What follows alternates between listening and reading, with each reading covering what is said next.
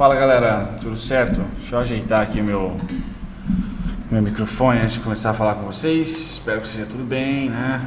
Tá pré-abertura aqui do mercado. Eu nunca vi coisa igual. Eu não consigo ser day trader porque esse negócio aqui simplesmente circuita 7 vezes por semana, né? Tem 5 pregões só, então ele dá um jeito de circuitar no final de semana. Tá? O que eu quero falar vai ser sobre projeções para o mini índice, né? E para o Ibov também. Tá? E dizer para vocês que eu passei na prova CNPI.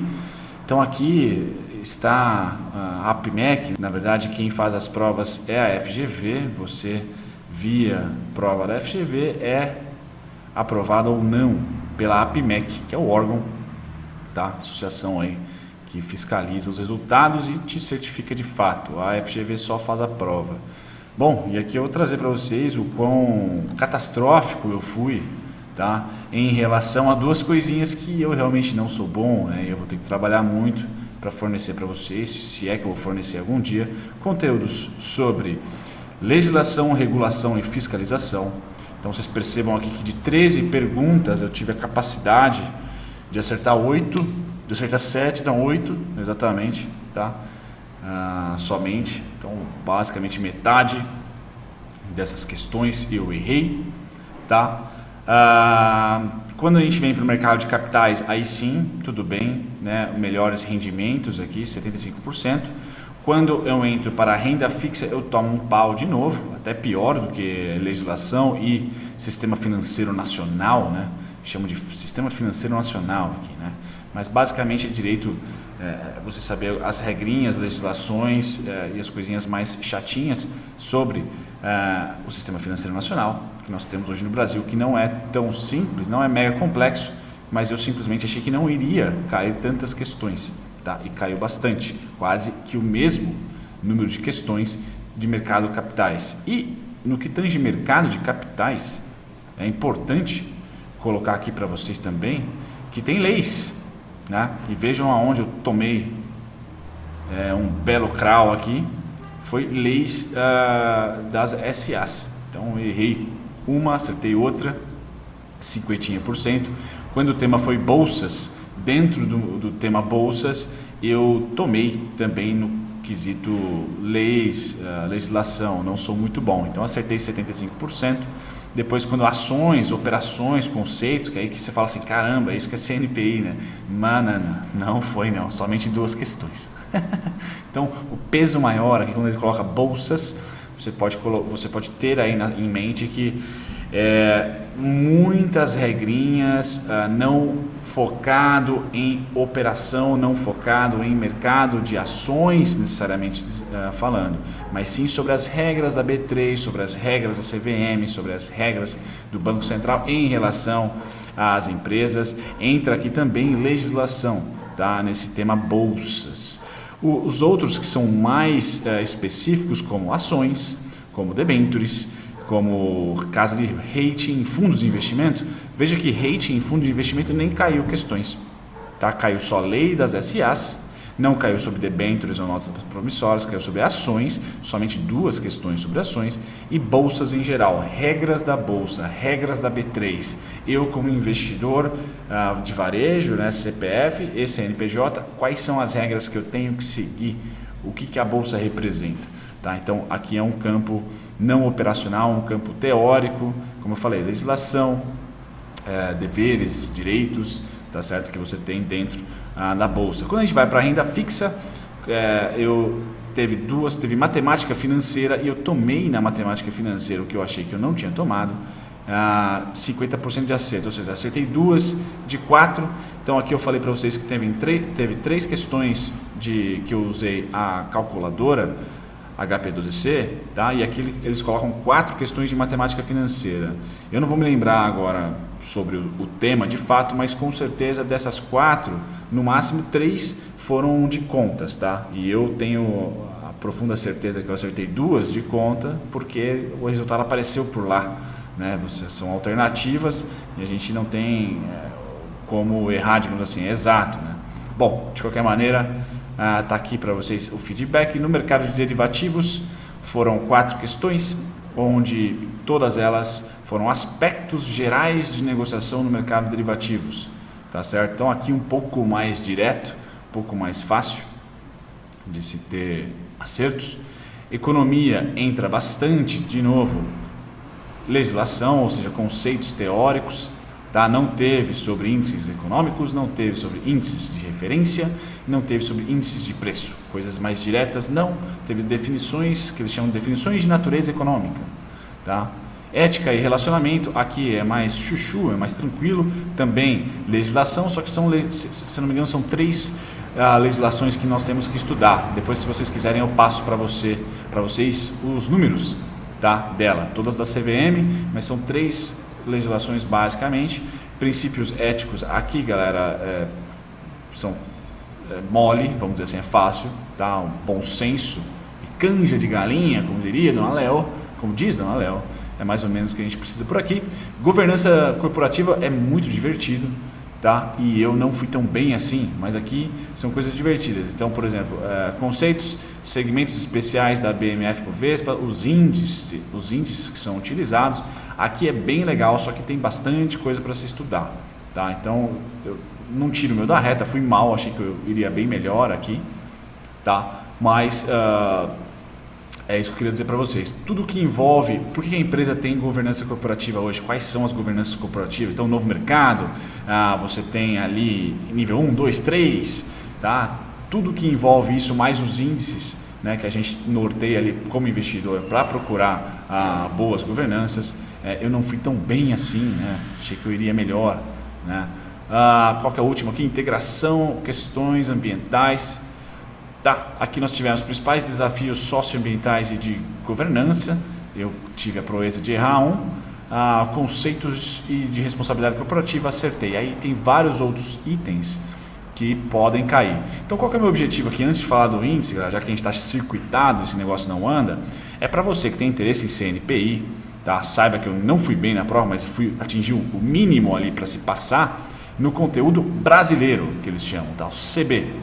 Tá certo? Então aqui, CB é uma das 3 provas que eu farei, que é o CB, conteúdo brasileiro, conteúdo global e conteúdo técnico, tá certo? Se eu fizer o CB e o conteúdo global, eu sou analista fundamentalista. Se eu fizer o CB e o conteúdo técnico, eu sou analista técnico. Se eu fizer todos e passar em todos, eu sou analista pleno, tá? Para o canal, apesar de eu ter pago e investido no preparatório da FK para pleno, hoje eu me coloco muito mais para técnico e não para pleno, tá certo? Mas ainda não decidi isso. O fato é que eu já estou estudando o conteúdo técnico e provavelmente semana que vem, já que essa semana aqui está meio apertado para mim já, provavelmente semana que vem eu farei a prova técnica. Aí venho também com os conteúdos técnicos e passo para vocês. Se você tem interesse, então leia com atenção aqui, né? Dá um pause no vídeo. Esses são os temas, tá? Que vocês vão ter que estudar. Tá certo? Eu recomendo a FK Partners, que foi a escola que eu fiz, tá? O meu percentual de erro maior aqui, galera, que eu não fui tão bem na prova, são 67% somente de acerto, foi muito mais conectado a esse mundo que eu vivo hoje com mais intensidade e até com mais prazer, né? Que é o mundo de mercado de capitais, mas principalmente ações. Tá? Eu achei que seria mais focado em matemática financeira no quesito valuation, né? A gente tentar ali precificar ou saber como se precifica as ações, as empresas e aquelas coisinhas mais ligadas ao mercado de capital, tá? O mercado de capitais no caso. E quando a gente entra aqui quando eu entrei na prova, não, nós tivemos aqui, a maior parte das questões foram sobre bolsas e as regras da bolsa, não a operacional, né, mas regras de bolsa, o que a instituição bolsa de valores, tá, e o mercado de balcão organizado, por exemplo, o que elas representam, quais são as leis por trás, as regras por trás. Então essas 12 questões aqui, não pensem que são diretas sobre ações, não, são sobre legislação e qual é o papel de uma bolsa de valores de repente na sociedade, direitos e deveres, tá certo? E sobre o sistema financeiro nacional, esse aqui eu realmente tomei, né? Tomei grande, tá? Bem grande no caso. Bastante regrinha aqui, bastante coisinha que eu não estava preparado. Tá? Achei que não ia cair, achei que esse peso de 13 questões viria muito mais aqui para esse cara aqui, ó, ações. conceitos e operacionalidade. Eu achei que seria invertido aqui. E no meu caso não foi, tá? No meu caso não foi. Então, esse cara eu tomei e renda fixa eu já esperava que ia tomar, tá? Questões muito difíceis aqui. Uma eu lembro até agora, porque eu anotei para o pessoal da FK me ajudar a responder, porque eu não sabia se eu tinha passado ou não, que é sobre precificação de títulos de Tesouro Direto e como que eles são, como é lastreado a precificação de um título de Tesouro Direto. Acho que foi essa a questão que eu mais me marcou, assim, porque eu realmente não sabia responder, tá? Não sabia como calcular, de onde que vem, qual é a taxa de referência, né? Se é ATR, se não é, para se formar uma precificação de um título público. Tá? Então são questões técnicas e teóricas aqui sobre também renda fixa e eu não fui bem, né? Vocês podem perceber que eu não fui bem não. Tá certo, galera? Então aqui dei um pause para quem tem interesse, tá, em fazer o CNPI. Esse é o conteúdo brasileiro, uma das 3 provas que a gente vai passar, que eu vou passar para vocês os resultados. Legal, feito isso, vamos ver se o índice abriu? Não, estão circuitados. Maravilha, né? Não tem como fazer conteúdo assim, né? Bom, vamos lá. Aqui é o índice futuro, eu acho que poucos de vocês têm interesse. Vamos para o IBOV. Vamos lá, IBOV. Pois bem, estamos circuitados, né? Então o IBOV ainda não abriu, que não é 10 horas. Estava esperando o índice abrir, mas vocês podem ver aqui o índice, ó, menos 10%, circuita, 8.265 pontos. Tá? Circuitado, tanto o cheio Indy como o mini win, tá? E o dólar batendo aí quase R$5 novamente. Vamos focar então aqui no índice. O que eu tenho para dizer para vocês, galera? Principal, tá? Nós estamos teoricamente abrindo a 73 de novo, tá? É isso que provavelmente deve abrir o nosso índice à vista, 73 mil. Tá? Aqui é o ponto de suporte da semana passada que eu falei para vocês e tocamos lá com uma bela violinada, só que sexta-feira ricocheteou, tá? Legal. Se a gente passar abaixo dos 73, eu não tenho mais interesse em comprar a bolsa, tá? Aí vai passar toda a especulação aqui de scalping para mim, já perde o interesse, porque a gente vem aqui para o Joesley Day, tá certo, galera? E no caso do Joesley Day, o único ponto de suporte que eu tenho é 64.400, ou seja, se a gente embicar para baixo dos 73, eu tenho até os 64, ou seja, mais um circuit breaker, né, aproximadamente, de variação negativa. Então eu fico ali só shorteando a bolsa, no caso, em scalps, não comprando. Eu só tenho interesse de mais uma ricocheteada boa e até que, né, retomada a partir dos 64.400, galera. Então tem aqui 10 mil pontos praticamente de queda livre. Tá? O momento mais interessante para se comprar para swing trade, principalmente não só para day trade, não só para scalping, né, que é o que eu tenho feito e quando dá, seria essa região aqui, ó. Se a gente abrisse e ficasse acima dos 73, abaixo dos 80 mil, a gente tem aqui uma região que eu classifico várias ações para vocês, né? Então, lateralização, né? Caso não tenha mais notícias ruins, caso não tenha notícias piores, né? De fato, eu acho que aqui daria para traçar alguns conteúdos para vocês para o curto prazo que seja acima do day trade. Porque se eu for trazer conteúdo de day trade para vocês, vocês vão gostar só do entretenimento, porque vocês não vão conseguir tomar nenhum tipo de atitude ou absorver nenhum tipo de conteúdo meu aqui, educacional ou operacional que seja, para benefício próprio de vocês, porque day trade começa e acaba ali, ó, 5 minutos, né? Então não é meu objetivo trazer day trade para vocês, mas meu objetivo é o quê? Que o mercado se estabilize em alguma faixa de preço que eu tenho pelo mestre de dividendos, que eu passo para vocês aqui, porque aí eu sei que vai dar para trabalhar conteúdos, né, de semana, de alguns dias, que vocês vão assistir e ter tempo suficiente para aprender se tá com esse objetivo aqui, ou para ajudar no operacional de vocês, tá? E trazendo isso para o mercado, para o preço, aqui essa faixa entre os 64.400 e 73.325 é uma faixa que dá para a gente trabalhar a bolsa. Mas ele precisa ser, como vai abrir circuitado hoje, ele pode ser um derrame no dia inteiro hoje. Então espera derramar, tá?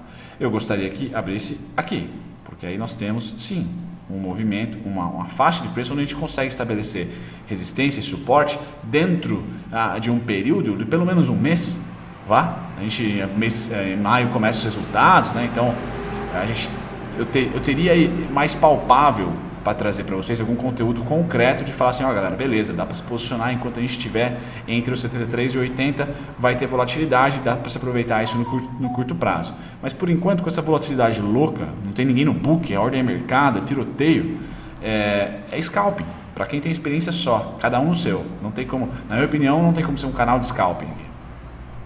Eu estaria prestando um desserviço. Tá. Então, primeiro vamos esperar se a derrocada vai até o Joesley Day ou até mais, né? Mas por enquanto eu fico com essas 3 faixas de preço aqui para vocês, já que a gente vai abrir abaixo dos 80 mil, tá? Então vai ficar entre 73.325, 80.715 e 64.400. Tá? Essa é a nova faixa de preço. Vamos esperar abrir, são essas regiões. Eu acredito que as coisas se estabilizando, né? A bolsa deve ficar no primeiro semestre entre 64.400 e 87.000. Tá? Aqui vai ser a consolidação que a gente merece ficar no momento atual, tá? Não por conta própria, nossa doméstica, política, mas também por corona e petróleo. Infelizmente o petróleo agora está 25 por barril. Quando a gente faz um index aqui da bolsa, comparar, deixa eu colocar com o US Oil aqui, legal, olha aí, ó. Olha como a gente é indexado em relação ao petróleo, tá? Então aqui,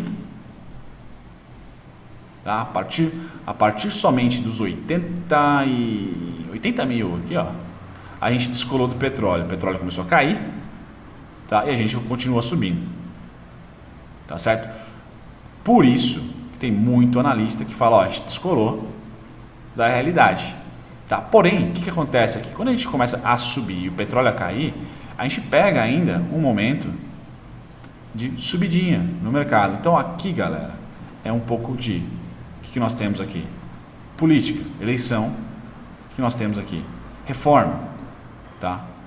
Tudo isso, a expectativa gerada, quanto menos comoditizado a gente fica, melhor é para a economia. Então aqui foram adotadas algumas políticas que o mercado gostou de maneira geral, trouxe investimento, trouxe especulação, tá? Porque investimento de fato a gente viu que não trouxe, a bolsa não é capaz de trazer investimento ainda para a economia real.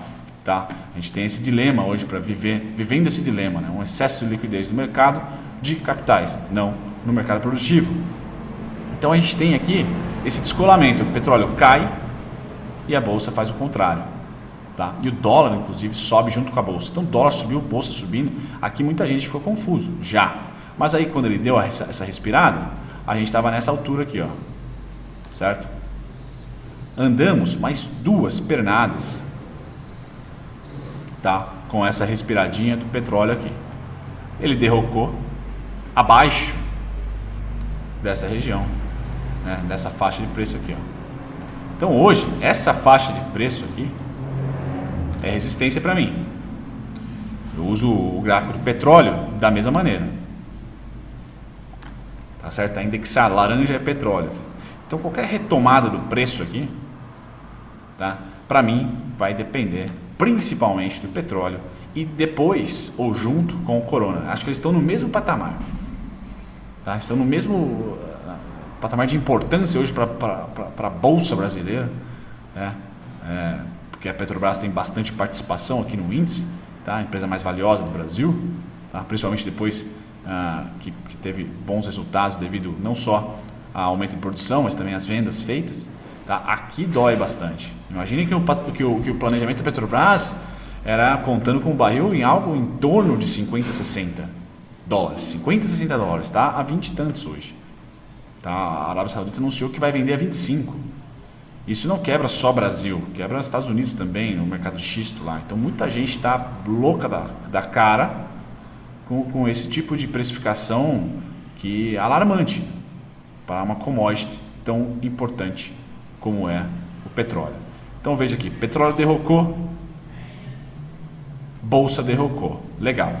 O inverso aconteceu nesse momento, nós não caímos aqui, legal, mas a faixa de preço, tá, é importante para mim. Então durante esse descolamento, tá, onde teoricamente nessa região de preço, Aqui, ó. Era pra gente ter feito topo? Teoricamente, galera, mercado, e é minha opinião aqui também. Então aqui era pra gente ter feito topo se seguíssemos o petróleo. Tava seguindo certinho o petróleo. De repente o petróleo derrocou nesse momento e a gente fez o oposto. Então aqui, eleição, reforma da Previdência, foi se mantendo, até que não veio mais notícia boa e pior. Aconteceu corona e aconteceu queda do petróleo de forma estrutural por uma guerra de ego entre titios, tá? Se agora estamos abaixo dessa precificação, o mínimo que eu tenho que pegar é a parte de descolamento. Onde que a gente descolou? Aqui. Então aqui para mim agora é resistência atual. Aqui, ó. Essa faixa de descolamento. Eu tenho os 87 mil aí como número psicológico. Tá certo, galera?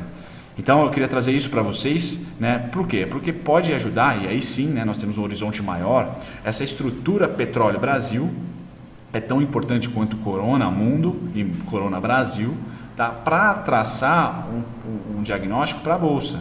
Então o petróleo se mantendo aos preços atuais, eu não acredito, é opinião minha, lógico que eu aceito errar e vou trazer para vocês atualizações se eu errar, eu não acredito que a Bolsa vá ultrapassar os 87 mil.